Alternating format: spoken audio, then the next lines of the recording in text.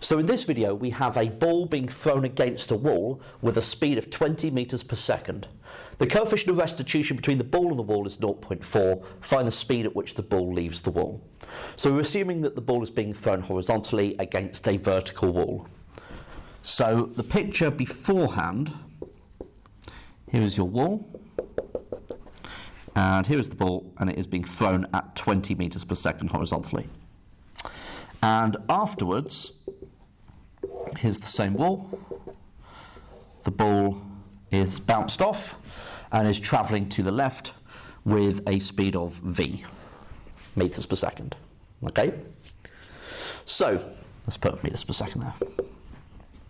So the speed of separation, which is v, divided by the speed of approach, which is 20, must be equal to the coefficient of restitution, which in the question is 0.4.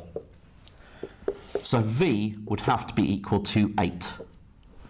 So the speed at which the ball leaves the wall will be 8 meters per second.